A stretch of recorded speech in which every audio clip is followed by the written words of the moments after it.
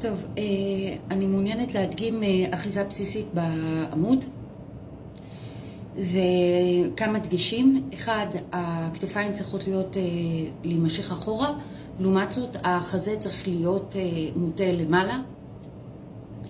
אנחנו שומרים על הידיים ישרות כל הזמן, ואנחנו נעשה קצת חימום לנושא הזה. אז ידיים ישרות, כתפיים אנחנו מושכים למטה, חזה למעלה. נעשה חמש פעמים, 5 עליות כאלה. רגליים כמה שיותר ישרות. החליף ידיים.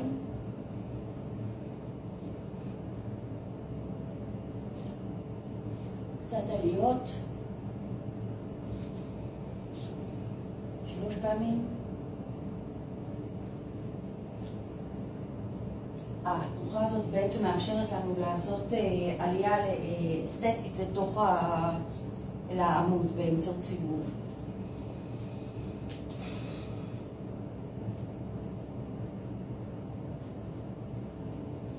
אוקיי. אז מה שאנחנו עושים עכשיו, בעצם אחד הדברים המאוד חשובים בכל הסיבובים זה לקחת תנופה. הרגל אחת, הרגל בדרך כלל החיצונית, לוקחת תנופה כמה שיותר גדולה, ומתוך זה אנחנו בעצם תופסים את הסיבוב האירודינמי והאסתטי, ושם אנחנו יכולים להימתח, למתוח את הפוינטים, למתוח את הידיים. שוב פעם אני מדגימה, חזה למעלה, כתפיים למטה. אנחנו נעשה את זה 2 פעמים. אז אנחנו לוקחים טיפת תנופה, אני בעצם אתחיל עם רגל שמאל שהיא הרגל החיצונית. אנחנו נביט מבט ארוך אל הידיים, מה שנקרא עין מלווה.